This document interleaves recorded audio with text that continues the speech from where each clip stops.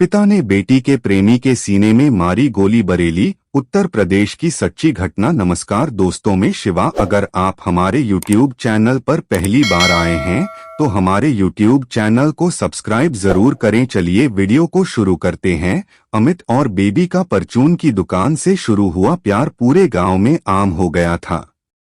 दोनों शादी करना चाहते थे, लेकिन जाति की दीवार ने ऐसा रंग दिखाया कि दोनों के खून के छींटे पूरे गांव में फैल गए। उत्तर प्रदेश के शहर बरेली का एक थाना है, बिशारतगंज।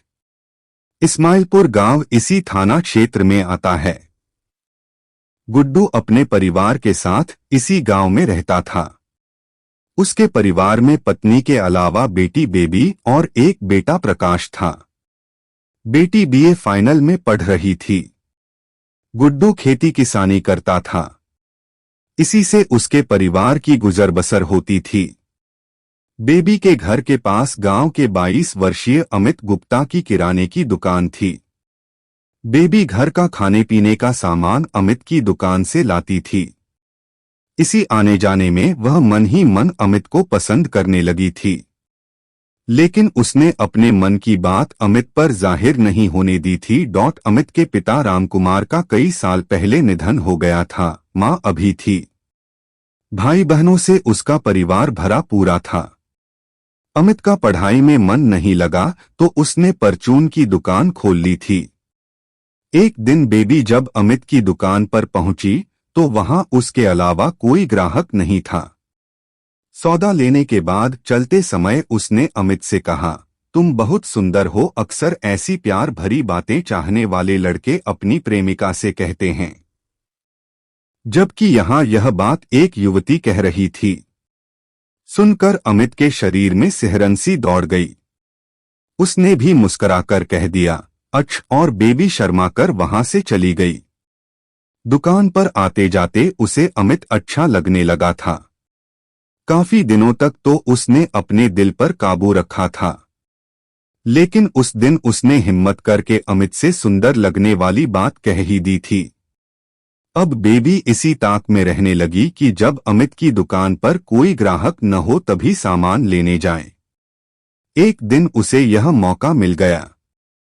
सामान लेते समय अमित ने उसका हाथ पकड़कर पूछा, उस दिन तुम क्या कह रही थी? कुछ भी तो नहीं। बेबी ने भोली बनकर हंसते हुए कहा, तुम सच में बड़े भोले हो। तुम्हारी यह अच्छाई मुझे बहुत पसंद है। अपनी प्रशंसा सुनकर अमित खुश हो गया। वह बोला, बेबी तुम भी बहुत अच्छी लगती हो मुझे। जब भी तुम आती हो मेरे दिल की धड़कनें बढ़ जाती हैं। अच्छा, इतना कहकर बेबी मुस्कुराती हुई वहां से चली गई। बेबी और अमित करीब करीब हमउम्र थे। दोनों के बीच बातचीत का दायरा बढ़ता गया और नजदीकियां सिमटती गईं। अमित जब भी बेबी को देखता, खुशी के मारे उसका दिल बाग बाग हो उठता। बेबी भी अमित को देखकर खुश हो जाती थी। धीरे धीरे दोनों का प्यार परवान चढ़ने लगा। जब तक दोनों एक दूसरे को देख नहीं लेते, दिलों को चैन नहीं मिलता था। दोनों के इस प्रेम प्रसंग की किसी को कानों कान खबर नहीं लगी, यहाँ तक कि उनके घर वालों तक को भी नहीं। बाद में दोनों दुकान के अलावा चोरी छिपे भी मिलने लगे। हालांकि दोनों की जाति अलग अलग थी, इसके बावजूद उन्होंने शादी करने का फैसला कर लिया था। एक बार बेबी ने अमित से पूछ लिया, अमित, वैसे तो मैं जात पात में विश्वास नहीं करती, पर समाज से डरकर तुम मुझे कहीं भूल तो नहीं जाओगे? इस पर अमित ने उसके होठों पर हाथ रखकर चुप कराते हुए कहा, बेबी, अगर हमारा प्यार सच्चा है तो चाहे कितनी भी बाधाएं आएं, हम जुदा नहीं होंगे। दोनों ने फैसला किया कि एक दूसरे के लिए ही जिएंगे। आखिर किसी तरह बेबी के घर वालों को पता चल गया कि उनकी बेटी का गांव के ही दूसरी जाति के युवक से प्रेम प्रसंग चल रहा है। इससे घर वालों की चिंता बढ़ गई। गुड्डू ने पत्नी से कहा कि वह बेटी पर ध्यान दे, उसके पांव बहक रहे हैं। हाथ से निकल गई या कोई ऊंच नीच कर बैठी तो समाज में मुंह दिखाने लायक नहीं रहेंगे। उसे अमित के करीब जाने से मना कर दे। बेबी की मां ने समझदारी दिखाते हुए यह बात बेटी को सीधे तरीके से न कहकर अप्रत्यक्ष ढंग से समझाई। वह जानती थी कि बेटी सयानी हो चुकी है। सीधे सीधे बात करने से उसे बुरा लग सकता था। वैसे भी बेबी जिद्दी स्वभाव की थी, जो मन में ठान लेती थी उसे पूरा करती थी। बेबी अपनी माँ की बात को अच्छी तरह समझ गई थी कि वह क्या कहना चाहती है, लेकिन उसके सिर पर अमित के इश्क का भूत सवार था। उसे अमित के अलावा किसी और की बात समझ में नहीं आती थी। उसने माँ से साफ साफ कह दिया कि वह अमित से प्यार करती है और शादी भी उसी से करेगी। अमित और बेबी जान चुके थे कि उनके प्यार के बारे में दोनों के घर वालों को पता लग चुका है। दोनों परिवार इस रिश्ते को किसी भी तरह स्वीकार नहीं करेंगे। इस बात को लेकर अमित काफी परेशान रहने लगा था। बेबी किसी भी तरह अपने माँ बाप की बात मानने को तैयार नहीं हुई। अमित और बेबी के प्रेम प्रसंग के चर्चे अब गांव में भी होने लगे थे। बात जब हद से आगे निकलने लगी तो गुड्डू ने बिरादरी में होने वाली बदनामी से बचने के लिए अपने चचेरे भाई सचिन से इस संबंध में बात की निर्णय लिया गया कि बिना देरी किए बेबी के लिए लड़का तलाश कर उसके हाथ पीले कर दिए जाएं। इसकी भनक जब बेबी को लगी तो उसने विरोध किया। उसने कह दिया कि अभी वह पढ़ रही है, पढ़ाई पूरी नहीं हुई है, इसलिए शादी नहीं करेगी। वह पढ़ाई करके नौकरी करना चाहती है। लेकिन चाचा सचिन ने उसकी बात का विरोध करते हुए कहा, पढ़ाई का शादी से कोई संबंध नहीं होता। पढ़ने से तुम्हें ससुराल में भी कोई नहीं रोकेगा। घर वालों ने भाग दौड़कर बदायूं के दातागंज में बेबी की शादी तय कर दी। एक माह बाद यानी 16 जून 2020 को गांव में बेबी की बारात आनी थी। जब अमित को इस बात का पता चला तो उसका दिल टूट गया। उसने बेबी के साथ भविष्य के जो सपने संजोए थे बिखरते दिखे। एक दिन अमित बेबी के घर जा पहुंचा। उसने बेबी के घर वालों को बताया कि वह और बेबी एक दूसरे से प्यार करते हैं और शादी करना चाहते हैं। घर में मौजूद बेबी ने भी अमित के अलावा किसी दूसरे के साथ शादी करने से इनकार कर दिया। लेकिन बेबी के घर वालों के सामने अमित और बेबी की एक नहीं चली। घर वालों ने अमित से बेबी की शादी से साफ मना कर दिया। उन्होंने कहा कि बेबी की शादी अपनी जाति के लड़के से ही करेंगे। बेबी की शादी में मात्र 2 दिन शेष रह गए थे। 2 दिन बाद प्रेमिका के घर शहनाइयां बजने वाली थीं।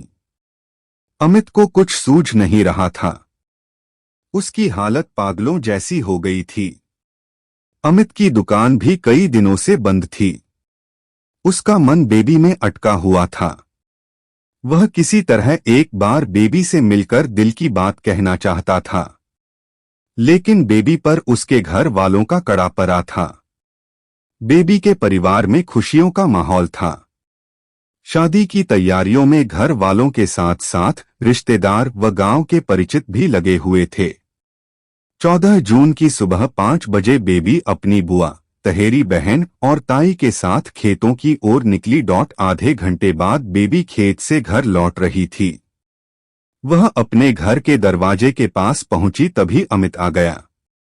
उसने बेबी से साथ चलने को कहा, पर बेबी ने उसके साथ जाने से मना कर दिया। अमित ने अपने प्यार की दुहाई दी, लेकिन बेबी पर कोई असर नहीं हुआ। इससे अमित आपा खो बैठा और साथ लाए तमंचे से बेबी के ऊपर फायर कर दिया। गोली बेबी की कमर व बाह में लगी। वह चीख कर वहीं गिर पड़ी। बेबी को गोली मारने के बाद अमित तमंचा लहराता हुआ गांव के बाहर भागा।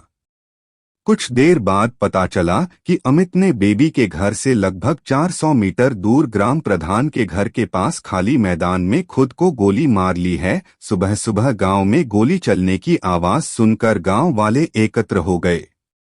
अमित की रक्तरंजित लाश देखकर गांव में हड़कंप मच गया। जिसने भी यह दृश्य देखा वह सन्न रह गया।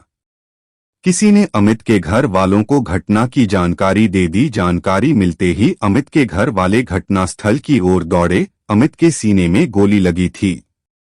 उसकी मौत हो चुकी थी। लाश के पास ही तमंचा पड़ा था। अमित की मौत की खबर सुनकर उसकी मां रोते रोते बेहोश हो गई। चौकीदार नत्थूलाल की सूचना पर थाने से पुलिस टीम के साथ एसआई खेम सिंह गांव इस्माइलपुर पहुंच गए। गांव की सीमा पर भीड़ जुटी थी। एसआई ने मैदान में युवक की लाश के पास सिपाही तैनात करने के साथ ही घायल बेबी को एम्बुलेंस से मझगवा अस्पताल भिजवाया, जहां से उसे जिला अस्पताल रेफर कर दिया गया। इस बीच जानकारी होने पर थाना प्रभारी राजेश कुमार सिंह व सीओ आंवला रामप्रकाश भी घटनास्थल पर पहुंच गए। थाना प्रभारी ने पुलिस के आला अधिकारियों को भी घटना की जानकारी दे दी। इस पर एसएसपी शैलेश पांडे व एसपी देहात संसार सिंह भी घटनास्थल पर आ गए। फोरेंसिक टीम को भी बुलवा लिया गया। पुलिस अधिकारियों ने घटनास्थल का बारीकी से निरीक्षण किया, साथ ही गांव वालों से पूछताछ भी। मृतक व घायल युवती के घर वालों से भी घटना के संबंध में जानकारी हासिल की गई। युवक के घर वालों ने जहां युवती के घर वालों पर ऑनर किलिंग का आरोप लगाया, वहीं युवती के घर वालों ने बताया कि मृतक ने हमारी बेटी को गोली मारकर घायल किया और फिर खुद को गोली मारकर आत्महत्या कर ली। पुलिस ने मौके वारदात से 312 बोर का एक तमंचा बरामद किया। इसके बाद शव को पोस्टमार्टम के लिए जिला अस्पताल भिजवा दिया। फोरेंसिक टीम ने भी युवती के दरवाजे के पास से व युवक की लाश के आसपास जांच कर आवश्यक साक्ष्य जुटाए। बेबी की गंभीर हालत को देखते हुए उसे जिला अस्पताल से एक निजी मिशन अस्पताल में ले जाया गया। इस सनसनीखेज घटना के बाद गांव में तनाव की स्थिति बन गई थी। इसे देखते हुए गांव में पुलिस फोर्स तैनात कर दी गई। पुलिस भले ही प्रेमिका को गोली मारकर प्रेमी द्वारा खुदकुशी करने की बात कह रही थी, लेकिन गांव के बहुत से लोगों के गले यह बात नहीं उतर रही थी। उनका कहना था कि यदि अमित अपनी प्रेमिका को गोली मारकर उसके साथ अपना भी जीवन खत्म करना चाहता था तो उसने खुदकुशी करने के लिए वहां से लगभग 400 मीटर दूर जगह क्यों चुनी। दूसरी बात, खुदकुशी करने वाला तमंचे से गोली अक्सर अपनी कनपटी पर मारता है, जबकि अमित के सीने में गोली लगी थी। तमंचा उसके शव से 3 मीटर दूर पड़ा मिला। वहीं खोखा भी एक ही मिला, जबकि गोली 2 चली थीं। गांव में प्रेम प्रसंग में हत्या किए जाने का शक जाहिर किया जा रहा था। बेबी की मां का कहना था कि प्रेम प्रसंग नहीं था। उनकी बेटी व मृतक की बहन पक्की सहेली थीं। नौकरी के लिए फॉर्म भरने को बेटी ने उसे अपने प्रमाण पत्र दिए थे। मृतक की बहन अब उन्हें नहीं लौटा रही थी, जिन्हें न देने की वजह से दोनों परिवारों में तनातनी थी। बेबी अमित से प्यार नहीं करती थी। अमित की मां के अनुसार युवती की शादी तय हो जाने व उसके घर से बाहर निकलने पर पाबंदी लगाने से अमित मानसिक रूप से परेशान था। कुछ दिन पहले उसने नींद की गोलियां खाकर भी जान देने की कोशिश की थी। वह बेबी से शादी करना चाहता था। लड़की भी अमित से शादी की जिद पर अड़ी थी। उसके घर वालों ने धमकी दी थी कि तुझे और अमित दोनों को मार देंगे। इसके बाद भी लड़की नहीं मान रही थी। मां ने बताया कि सुबह अमित के पास वीरपाल प्रधान का फोन आया था। वह उसे बुला रहे थे। वह उसी समय घर से चला गया था। इसके बाद यह घटना हो गई। वहीं पोस्टमार्टम हाउस पर पहुंचे अमित के बड़े भाई राजबाबू के अनुसार अमित पिछले 2 साल से बेबी के संपर्क में था। 3 माह पूर्व दोनों ने गुपचुप तरीके से कोर्ट मैरिज कर ली थी। इस बात की जानकारी घटना से कुछ दिन पहले ही अमित ने घर वालों को दी थी, लेकिन हमने उसकी बात पर विश्वास नहीं किया था। उधर युवती भी दूसरी जगह शादी नहीं करना चाहती थी। वह भी अमित से शादी की जिद पर अड़ी थी। उसने अपने घर वालों से कह दिया था कि बारात लौटा दो। यह जानकारी मिलने पर बेबी के घर वालों ने प्रधान से साजिश कर पहले अपनी बेटी और फिर उसके भाई को गोली मार दी। शाम को पोस्टमार्टम के बाद अमित के घर वालों ने मझगवा आंवला मार्ग पर उसका शव रखकर हंगामा किया। घर वालों का आरोप था कि अमित की हत्या बेबी के घर वालों ने की है। पुलिस उनके खिलाफ मुकदमा दर्ज नहीं कर रही है। सूचना पर मौके पर पहुंचे एसडीएम कमलेश कुमार सिंह व सीओ रामप्रकाश ने उन्हें समझाया, लेकिन जब वे नहीं माने तब हल्का बल प्रयोग कर उन्हें वहां से हटा दिया। दूसरे दिन पोस्टमार्टम रिपोर्ट भी आ गई। रिपोर्ट में अमित द्वारा सल्फास खाने की भी पुष्टि हुई थी। रिपोर्ट के मुताबिक गोली ऐन दिल पर लगी थी, छर्रे आसपास भी धंसे थे। घायल युवती के पिता गुड्डू ने थाने में मृतक अमित व उसके भाइयों के विरुद्ध रिपोर्ट दर्ज कराई। बेबी के पिता की तहरीर पर पुलिस ने आत्महत्या करने वाले प्रेमी अमित सहित उसके भाइयों राजबाबू, अजय, सुमित, कल्लू व विनोद गुप्ता के खिलाफ जान से मारने की नीयत से हमला करने की रिपोर्ट दर्ज कर ली। वहीं एसआई खेन सिंह की ओर से भी मृतक पर अवैध तमंचा रखने तथा खुदकुशी करने की धाराओं में मुकदमा दर्ज कराया गया। रिपोर्ट में मृतक पर एक तरफा प्यार करने का भी आरोप लगाया गया था। इस तरह एक प्रेम कहानी का दर्दनाक अंत हो गया। कथा पुलिस सूत्रों पर आधारित।